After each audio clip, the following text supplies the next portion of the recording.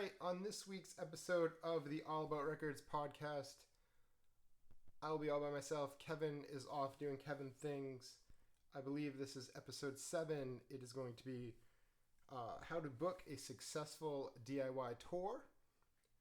I'm going to talk about some stuff that I use when I'm booking tours. Hopefully, it'll help you in your future tour booking endeavors. It's been a while since I've talked to myself or to anyone through a recording like this. I used to do radio. It's kind of fun. If you have a chance, you should definitely check out any college radio station. 9 times out of 10, they're looking for volunteers for DJs, and it's super easy to get into. It's pretty fun. So anyway, this is the AAR How to Book a DIY Tour podcast. So I guess we'll get started. I tried to do this as like a workshop one time, so I'm kind of just gonna go with it and see how this goes. All right, first thing you should really ask yourself is, how bad do you want to tour? There's some questions you want to ask yourself. Are you willing to work an extra job to finance it? Can you wait? Can you wait 3 months? Can you wait 6 months? It's really important to lay the groundwork for a successful tour. You want to ask yourself, is it even worth it? Like, does your band need the tour? Do you need the tour? I mean, is there a reason you want to do it? Another thing is everyone in your band on the same page? I've seen bands that members just didn't want to tour. They just liked being in like a weekend warrior jam band kind of thing, and they like saying they're in a band, but they really didn't care about anything else but practicing and partying on the weekends. And I guess the last thing is your band actually ready to do a tour? So the first section of this is, how bad do you want to tour? I'm gonna kind of go into detail on those 5 questions right now. All right, so first thing, are you willing to work an extra job to finance it? Tours cost a lot of money. There's really no way around it. I've always made sure that before leaving for a tour, I always try to have double whatever I estimated the cost would be. Because food, gas, everything, it's always going to be more than you think it will be. So I always try to have that at least on me or in the bank. The easiest way you can do this is just get like a crappy job that doesn't matter, like a McDonald's job or like Dunkin' Donuts or someplace that you could probably get the job back if you came back. Someplace that's always hiring. Not something that is gonna try and make you a manager or anything like that. You want to avoid that. Trust me, there's tons of jobs out there that no one wants to do. And for a 2-week tour, you could easily save up enough money over a couple months. The first time I went to the UK, I pretty much paid for everything up front by working 3 jobs over summer break of college. So it's definitely doable. I forget what I made, but I think I had made over the span of like 3 months, like $6,000 or $8,000, because I just worked like 3 jobs, and it covered flights and gas and anything. Like I had it all ready just in case I needed it. So, all right. Once you're good with money, the next thing you want to ask is, can you wait? Can you wait 3 months? Can you wait 6 months? Because you don't really want to rush a tour. I've seen tons of bands go through, oh, we want to tour next week, or we want to tour next month. Can you book it for me? And I'm like, no. Like, there's a lot of stuff that goes into booking a tour. Like promoters, even house shows. You know what I mean? Like, they can't just be like, oh yeah, cool, you want to come here this weekend. I mean, some can, but it's if they want to get people to come out, they need time to prepare and find other bands and make it a cool night, So, all right. I mean, everyone in the band wants to tour and tour as much as possible. But how many times have you seen bands post on Facebook about a tour that ends up being like 2 dates before they even come home early? I mean, I mean, this happens a lot, and a lot of times it's basically due to poor planning or rushing it, you know? And I mean, there's simple ways to do this. It just requires time and work. And a lot of it you should be doing before you want to tour. You know, you should be playing out as far away as possible every weekend in order to build that foundation for your tour. You know, I always say like do like almost like a circular thing where you just kind of keep driving out further and further every weekend. And especially if you live around here, we live in Massachusetts, which is a pretty awesome spot because I mean, the only place that's probably better is New Jersey or like New York, that area, which is just a little bit south of us, like 4 hours, you know? So, I mean, you could play locally on Friday, drive 12 hours south for a Saturday show, and then drive north 6 hours for a Sunday show and almost be home, you know? I mean, that's a lot of area that you'd be covering if you kept doing this. And you do this for like 3 to 6 months. And you're going to be building relationships with bands, promoters. You're going to be creating a fan base. All these things are very important if you want to actually go on like a tour and not lose a ton of money. I mean, the reasoning behind this would be twofold. You know, booking weekday nights is extremely hard, especially if you're a local band and you're smaller and you're playing a place you've never been before. And then two, even if you do get a show, I mean, what's the point if no one's there? So you really need people at your shows to make them worth it, I think. I mean, unless you don't care about people, then you should honestly, I mean, what's the point of even going on tour? Just stay home. I mean, if you just want to play to empty rooms, just stay in your basement or your practice space. Like, why put people out who are trying to help you if you're just not going to lay the groundwork for this tour to be successful? All right. So, is everyone in your band on the same page? Tour's hard, you know, and everyone should really, really want to do the tour. You know, I've seen so many bands break up while they're on tour, on the way home from tour, all sorts of ridiculous things. You can't just want to tour just because you think it's going to be fun, you know? You have to be willing to do whatever it takes to tour. I mean, you also have to be able to live in a van for 2 weeks with these people. If there's any questions or doubts, you need to address them beforehand. I mean, you don't want to lose a member on the road. I mean, they're your friends, they're your family. Like, do you really want to, like, stop talking to someone because, you know, you spent a week with them and it didn't work out? I mean, it's awful. You know, I mean, one time I had a friend fly home because he missed his girlfriend, you know, and we were lucky that, like, it was his van, so he, like, let us keep his van. But I mean, he just wasn't into it. It wasn't his thing. But the whole tour would have been ruined because it was his van and he just wasn't into it, you know? So you definitely want to make sure everybody really wants to do the tour. You can't just have, you know, people like, oh, let's tour. It's going to be awesome. I can't wait. And then, you know, they get there and they're like, oh, I want to go home. I miss my girlfriend. Or I thought we'd be staying in like the Hilton or something. You know what I mean? Because some people think it's going to be hotels and parties all night. And, you know, I mean, some tours are like that, but most aren't. Most are sleeping on dirty floors in strangers' houses, you know, if you're lucky. You know, you could be sleeping in rest stops in the back of a van or on top of your trailer or who knows what, you know. All right. Another thing is, I mean, is your band even ready to tour? I mean, ask yourself this before even starting to work out the tour. Ask yourself, when will you be ready? Do you have merch? Have you been playing out enough? I mean, all this stuff really matters. Make sure you have lots of band meetings and talk about it and discuss the bad stuff, you know? I mean, people are always like, oh, I don't want to be like the bad guy or the worrier. But you know what? Bring this stuff up, you know?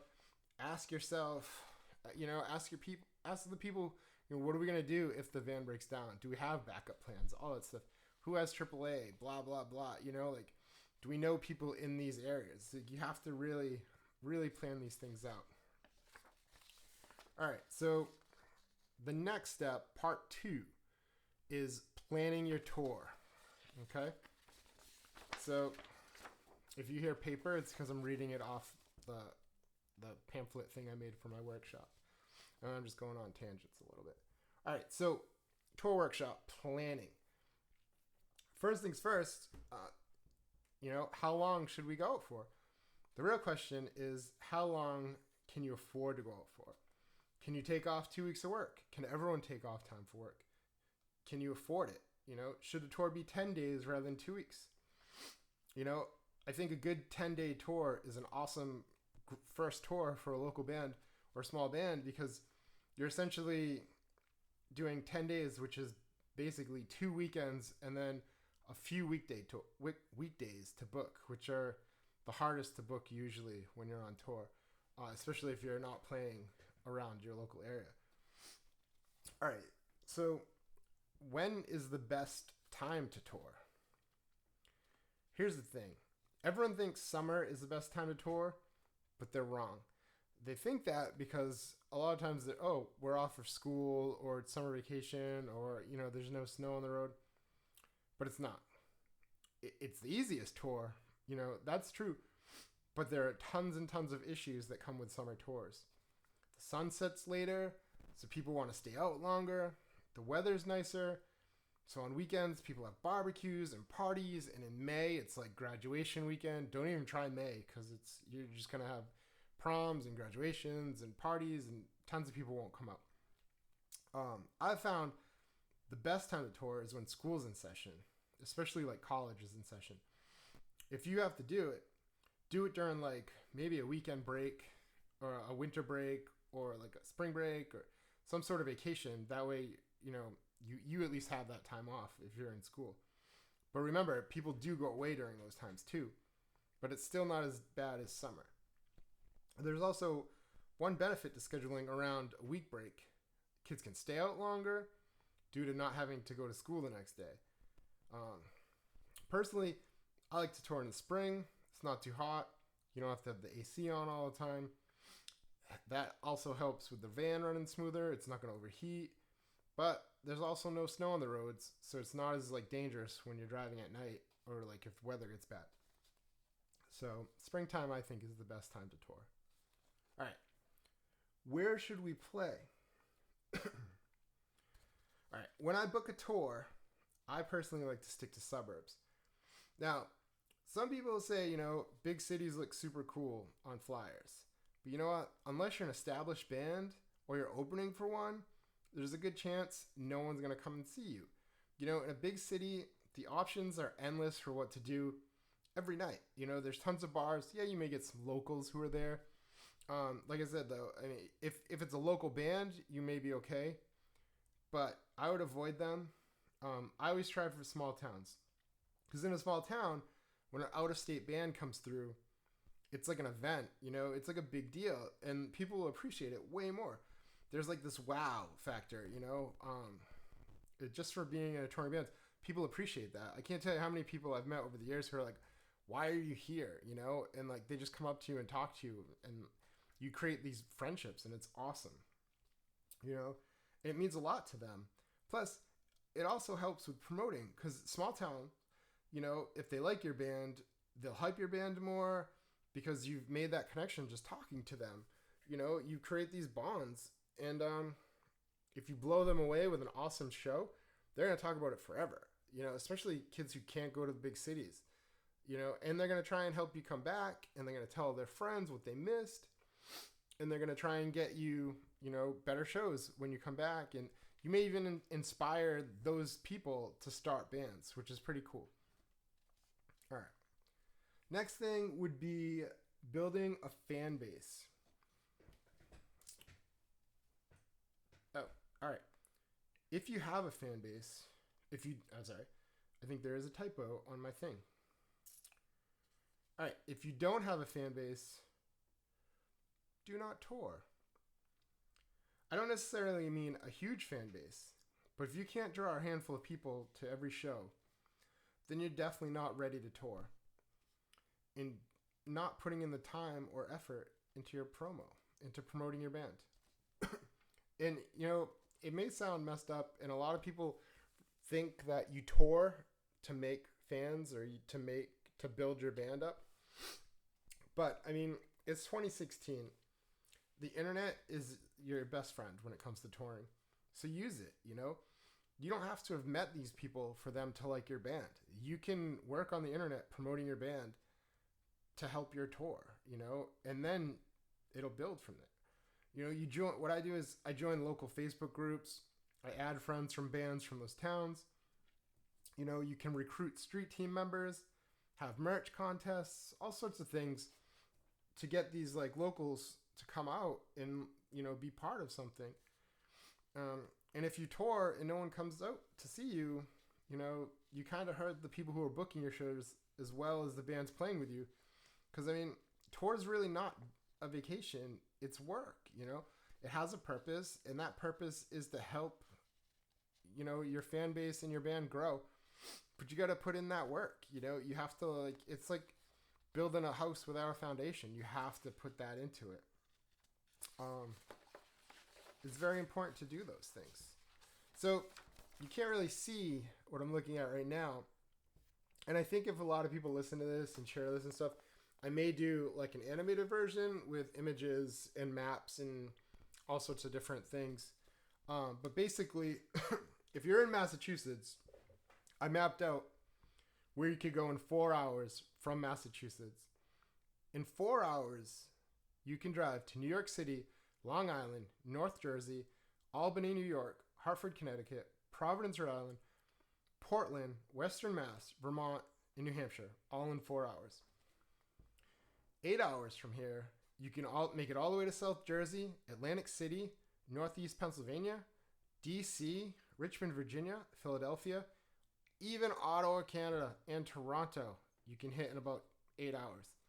So really, there's no reason you can't do that on a weekend. In 12 hours, you want to push that Saturday show out, you can go all the way to Detroit, Cleveland, Toronto, you know, I think I already said Toronto. But, I mean, you can get pretty far. You can get down to, like, South and North Carolina. 12 hours, you know? I mean, that's driving real fast and not stopping a lot. But you can do it. Heck, I mean, you can get to Florida in 24 hours of nonstop driving. I know. I've done it. It's possible. So, you know, you can do this stuff. I mean, there's no reason. If you want to do it, you can do it. It's out there, and it's not that hard. All right, so I guess we'll talk about merch and expenses. And I make merch, just a disclaimer, you know, so this isn't me saying this just to get business, which someone will definitely say it after listening to this, I know it. But you have to pay for your tour, you know, you have to pay for it, unless you're rich. I mean, it must be nice to do that, not be able to have to pay for this stuff, but I'm not rich, so I've always made merch, my own merch, and I encourage people to make their own as well, because it's not very hard. And I may even do like a video on how to DIY screen print sometime soon too. But anyway, so first things first is, what type of merch is best for touring? And here's the thing. On Facebook, I see debates about this all the time. But to be fair, there's nothing better for merch than t-shirts. And the reason for this, especially if you make them yourself, is the high profit margin. Now, I know, you know, a lot of bands, you're DIY, or like, you know, you don't want to deal with money, you know, you don't want to think of it as a business, you just want to rock out. I understand that. I'm the same way. I hate money. I give away so much merch. It's ridiculous. But, I mean, let's face it, you can't tour without money, because gas costs money and food costs money. And you know what? Even if you're eating dollar cans of chili from like some supermarket, you still got to pay for gas, because gas is, you know, it fuels your vehicle. Like you can't tour without it. So I made like a little breakdown. I'll go over it with you, and it'll kind of explain why shirts are really the best thing for merch for when you have on a tour. All right. So this is costs broken down for 100. So if you're making your own shirts, you can probably do 100 shirts for $450. This is DIY. Honestly, I mean, it's not even DIY. Like, that's what we charge. So, I mean, you can find shirts for that price even if you don't make them yourself. I'm not the only one who does this. You sell your shirts for $10. You sell all of them. you make $550. That'll cover more than the gas you need for a weekend. It's probably more than the gas you'll need for maybe, well, in a van, that should cover a 10-day tour. $50 a day, that'll cover it. Now, I know a lot of bands are doing tapes, and I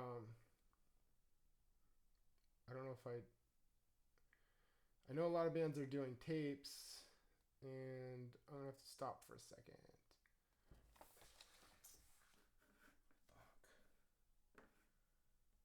Oh. Alright, it's still recording. Sorry, I hit the space bar because my screen went off, and I just swore, but it's alright, because I can do that.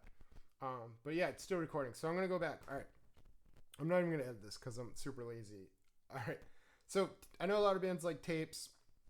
It's cool, you get 100 tapes for like $150, whatever. You're selling them for what, like $3? That's going to give you like a profit, if you're lucky, and you sell all of them, $150. You know what I mean? It's not really going to get you far. Records are even worse. I mean, they're cooler to have, but 100 records, super, super DIY, make your own sleeves, everything, probably going to run you around $500. Sell them for $5. If you're lucky, you sell them all, you're going to break even. So, the t-shirts are going to cost you less than the records. They're going to cost you 3 times as much as the tapes, but you're going to make the most, plus people are going to wear them. They're going to take pictures. It's just going to help your band get out there even more, All right. So, what does a typical tour cost? When I try to figure out tour expenses, I like to start at about $150 a day. This includes gas and food for everyone. It may be a little bit higher amount than you actually spend, but it'll totally help you when you're budgeting everything out. And if you don't hit that mark, that's good, because then you have extra. It's way better to come up short. I mean, it's better than coming up short and running out of money, because you can't really rely on your shows or your guarantees to cover this, because lots of bad things can happen, and you should really be ready for it before you leave for tour. You should have enough money to cover. Even if you just have enough to cover your gas, you want to go out with money. You don't want to have to do a GoFundMe because you can't come home. You know what I mean? Because people will talk and complain, and it's just not worth it. So, and it's not really that much money. Even if you're going cross country, you can save up that money. 5 people, 4 people, you can do it. All right. So some things you want to have before you leave for tour. I think this is probably the most important thing, is a PayPal debit card. It's better than a bank card because the funds are available automatically. The second they get deposited, you can use it. And anyone can PayPal you money. If you need it and you get stuck, it's like the best thing ever. I had one time I was in England, and a girl swiped my card twice at a car rental place, and they had some system thing where if they did it twice, they could not use it again. And so I didn't have any money to get a car to leave the airport. So I didn't know what I was going to do, but I had PayPal, and I had my PayPal debit. So I just messaged someone, and they just put it in my account, and I had it in seconds, whereas like a bank transfer, it's still, depending on the time, if it's a Sunday, you're out of luck. Sometimes some banks will take 2 to 3 days. You never know. PayPal, right away, automatic. It's awesome. It's the best thing ever. So definitely set that up if you don't have one. Get AAA. Because you know what, you're gonna break down. It doesn't even matter. Some friends of mine broke down on leaving their house the other day. They were going on tour, and they literally broke down heading to their first show. So expect to break down. I can't tell you how many times I've broken down on tour, because it's been that many times. I've had so many things happen. And AAA is great. some states, some highways, they have laws against AAA, but they'll reimburse you. So even if you gotta fork out that cash for that tow truck driver, you give your receipt to AAA and they'll pay you back because AAA is like, you need it. It's the best thing if you're gonna tour. Social media, you should be on like everything you can be. I know some people are like, oh, social media, but you want to keep up your online presence. You want to let people know where you are, where you're going. Dude, everything like Instagram, Tumblr, even Tinder. It sounds ridiculous, but you know what, man? Make a band Tinder and just swipe right on everyone. Put in your profile, hey, we're in a band, come check us out or something, and you're gonna get people to come to shows. It works. Like, it sounds ridiculous, but I was on a tour a while ago, and like people in the bands were doing it, and people were coming to the shows. Like, we couldn't believe it. We're like, wow, these people are really coming. So, you know, it may not bring 100 people, but if you're a small band and you're getting 5 people out to who've never even heard of your band because you swiped right and it took 2 seconds, you know what I mean? Just do it. Like, you know what I mean? Like, whatever. So yeah, I mean, the last thing is, I mean, you really want to ask yourself, is all this work worth it? I mean, it really depends on you and your goals as a band, which should always be discussed, even if you're going on a tour or not, you know, because being on the same page is super important when you're a band, because you know, you may all not want the same things. If your goal is to experience the world in a way that most people only dream, dude, touring's the way to do it. If you think you make money doing it and you're going to get on MTV or wherever people watch videos now, just stay home, you know, because it's not really what it's about. The greatest thing about touring for me is seeing like all these cities and places that you wouldn't see, you know. It's kind of like, you watch that show with Anthony Bourdain, and he goes to all these like sketchy little like restaurants in the backs of houses and stuff. I mean, to me, that's like what tour is about. You meet people, you hang out, they take you to their favorite like pizza places or their favorite bars or clubs. You know, you're sleeping on their floors, you make friends with them, you have these great connections. I can't even tell you how many people I still talk to from like tours I did 15, 20 years ago. It's great. It's awesome, you know, and then you get to see these people grow. Cause I mean, you grow, but they grow too. You know, I can't tell you how many friends of mine are like college professors or in huge bands now, or, you know, like, or just doing amazing things, or working on TV shows and in movies. And you're like, wow, that guy, like, I slept on his floor, he slept on my floor, you know, or you have these funny stories, and it's like the best thing ever.